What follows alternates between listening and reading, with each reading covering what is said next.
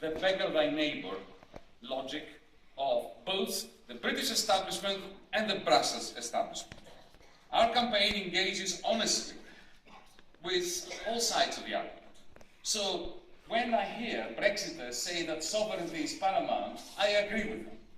Sovereignty is and ought to be central. But the fact that the British people must never settle for diminished democratic sovereignty does not mean that leaving is going to restore sovereignty to the House of Commons. Voting to leave the European Union will only benefit a national oligarchy, a national ruling class, which is particularly keen on ruling over the British people completely and utterly undemocratically.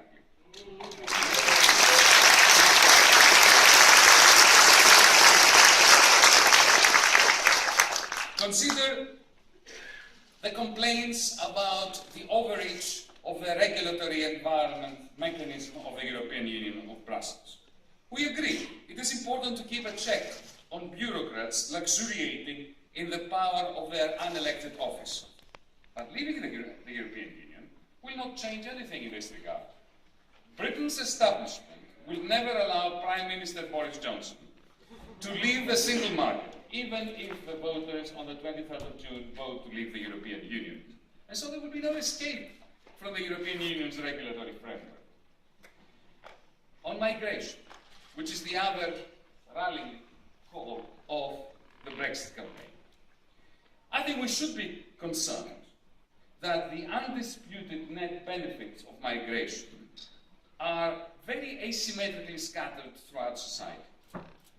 And yes, public services in certain parts of Britain are indeed strained, leaving many with the feeling that they've been marginalized in their own country.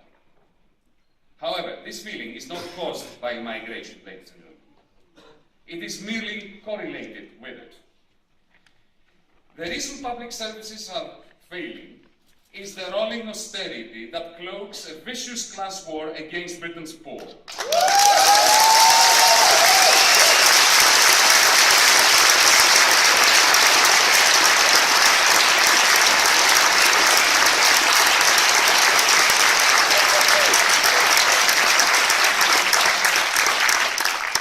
A class war that was being waged since the 1980s, a class war that would be waged even if the borders remained hermetically sealed.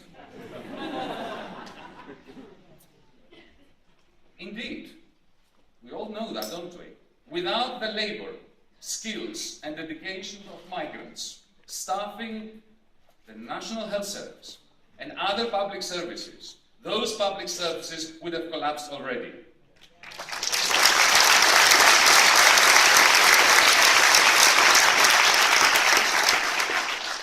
Lest we forget, turning the native poor against migrant labour is a variant of the old divide and rule trick that the British establishment honed ages ago to dominate the empire. Today,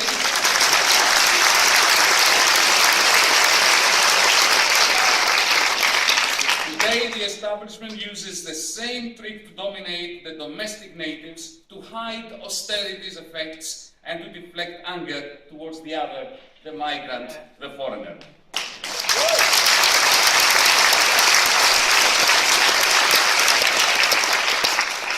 Friends and opponents ask me very often, how is it that, given my complete failure last year to impress upon the European Union the importance of treating my countrymen and women humanely, I have the audacity to stand in front of a British public asking them to stay in the same European Union that crashes.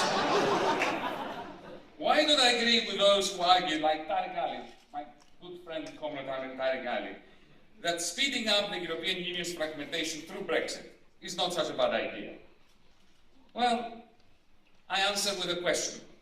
Will the European Union's disintegration cause progressive Democrats to rise up across Europe, to empower their parliaments, to usher in the forces of light and hope, and foster harmonious cooperation between Europeans?